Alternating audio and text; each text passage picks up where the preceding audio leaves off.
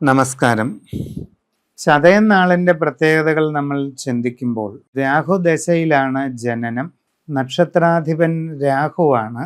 നാള് തുടങ്ങി എത്ര നാഴിക വിനാഴിക ചെന്ന് ജനിക്കുന്നു എന്നതനുസരിച്ച് ശിഷ്ടദശ എത്രയുണ്ടെന്ന് കണക്കാക്കാവുന്നതാണ്. ശൈശവം രാഹുദശയിൽ വരുന്നത് കൊണ്ട് തന്നെ ശാരീരിക അസ്വസ്ഥതകൾ കൂടുതലായിട്ട് ചിലപ്പോൾ വരാം.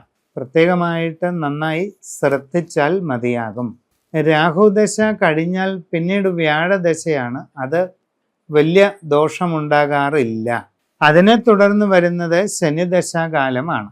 അപ്പോൾ ശൈശവകാലത്ത് രാഹുദശ ആയതുകൊണ്ട് തന്നെ നിങ്ങൾ 1 വയസ്സൊക്കെ ആകുന്ന മുറയ്ക്ക് ശിവക്ഷേത്രത്തിൽ പക്കപ്പിറന്നാൾ തോറും ജലധാര, വെള്ളനിവേദ്യം, പുഷ്പാഞ്ജലി ഇതൊക്കെ ചെയ്തു പോകുന്നത് പൊതുവെ കുട്ടിക്ക് വളരെ നല്ലതാണ്.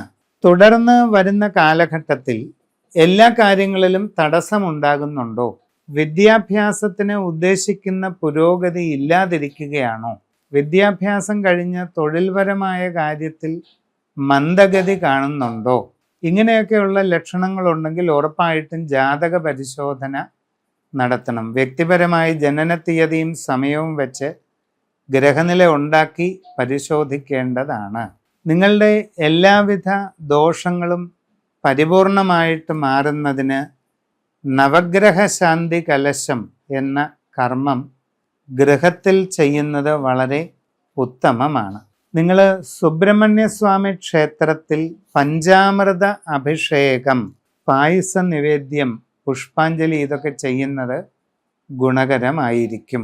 അതോടൊപ്പം നിങ്ങൾ വളരെ അപൂർവമായിട്ടുള്ള വനദുർഗ യന്ത്രം എഴുതി ദേഹധാരണം നടത്തുന്നത് അപ്രതീക്ഷിതമായിട്ടുണ്ടാകാവുന്ന എല്ലാവിധ ദോഷഭാവങ്ങൾക്കും പരിഹാരമായിട്ട് കാണുന്നുണ്ട്.